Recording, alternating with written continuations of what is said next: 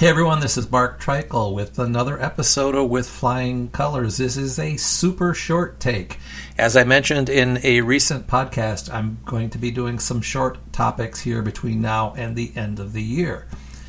NCUA's recent budget, which I've talked about previously, I want to highlight one particular document that I saw on LinkedIn, actually. NCUA, someone that I'm friends with on LinkedIn, or connected with on LinkedIn, posted a job vacancy that caught my eye because it related to the budget. Now, in the budget, they are adding specialists, and they state that they are adding new regional specialist examiners dedicated to areas of emerging complexity and risk within the credit union system, such as electronic payment systems, consumer compliance, and Bank Secrecy Act compliance. I've talked about that a little bit previously, but they also go on here to state that the proposed 2024 budget supports the second phase of an effort to increase the amount of specialists by adding 27 new regional examination staff, including specialists and supervisory positions. The specialist positions are offset, etc., but the reference is to supervisory positions. And that's what I want to talk about here today. The position that was announced is a new position at NCUA, and it is called a Director of Specialist Resources. And the position description, I'm going to read some of the highlights of that and then give you my take. So it states, as a Director of Specialist Resources, primarily supervising regional information system officers and regional electronic payment specialists, you will evaluate employees' performance, yep, that's normal. Make recommendations for recognition, that's normal. Effect disciplinary action, that's normal. Identify issues critical to an effective specialist program and provides timely guidance on such issues to regional management. Participate with other regional staff in considering operational and administrative matters which may result in the establishment of NCUA and regional policies, objectives, long-range plans, changes in program emphasis, and other issues of major importance. Negotiate or direct negotiations with officials of credit unions and state supervisory authorities. Develop and implement a risk management framework and program for specific regional specialist areas, including identifying, monitoring, and reporting macro regional risk.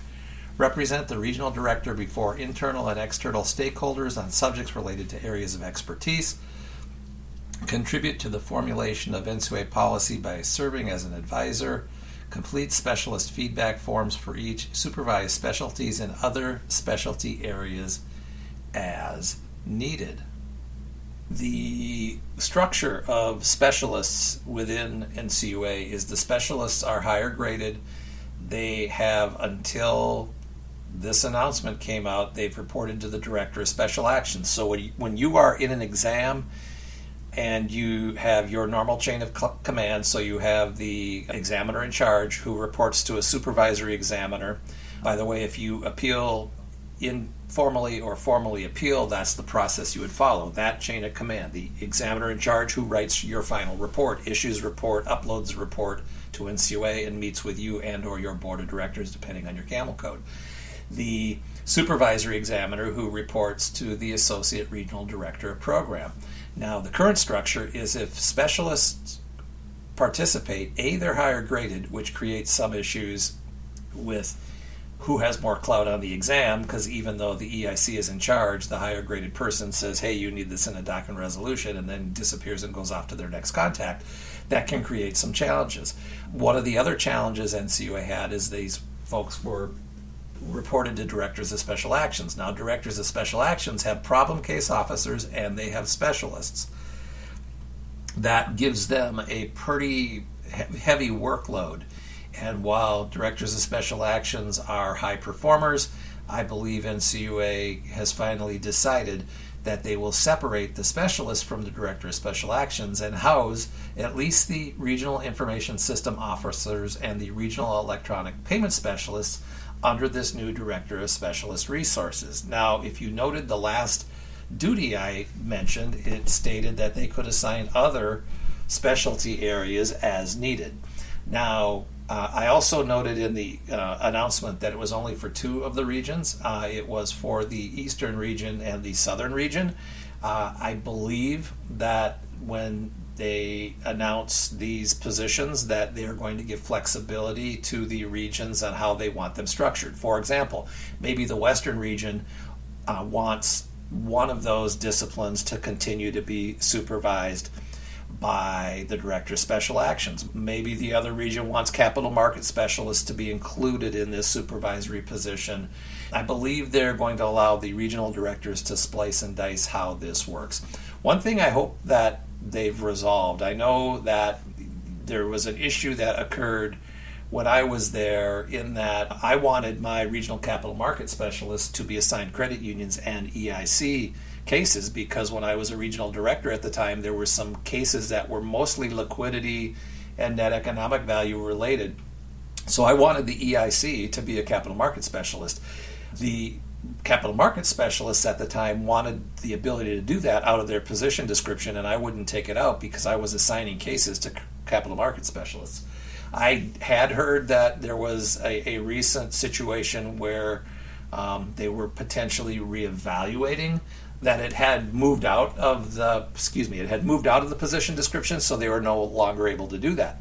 And I'm hoping with this new position that they are able to assign credit unions as EICs, these specialists as EICs for credit unions. When they first came up with some of these positions, I had a gentleman who works for me now who worked for me at the time and said, boy, I should take that position because they get the same pay as me, but they have no responsibility because they don't have to make sure that problems are fixed. And it's a valid point. You have these higher paying specialists that again, as I say, float in, float out, say here's what you need to deal with, but they're not the ones who have to have the meat and deal skills in the final analysis to help get things done. A, this is a positive thing. B, I saw it out there. The announcement closes actually, I think, a day or two before the NCUA board approves the budget next Thursday. What does that mean? That means that the feedback that they're getting from all three board members is, yep, you're going to get this part of the budget. So they went ahead, they got the announcement moving so they can fill these positions. That's all good. Will there be other changes in the budget? Probably around the edges, but do not expect any changes on the budget as it relates to these specialist positions, unless they decide to add more because of what's going on in the cybersecurity. Lastly, as NCUA figures out how these new positions will work, there will be, this is going to be more like jazz music than classical music. And just as you're having your exams going on, be cognizant of the fact that some of the specialists are reporting to a third party as opposed to the first party or the second party. So if you have problem case officers in there reporting to a director of special actions, electronic payment systems reporting to one of these new folks, and your supervisory examiner and your EIC. So you've got NCUA staff that report to three different bosses, if you will. That could have some kinks in the short term. They'll figure it all out in the end. I think this is a really good change that will help the exam process, but 2024 will be a year of transition as they hire these folks up and as they get their sea legs, if you will. All right, that's it for this short take. Mark Treichel signing off. With flying colors, appreciate you listening. I hope you'll listen again soon. Have a great day.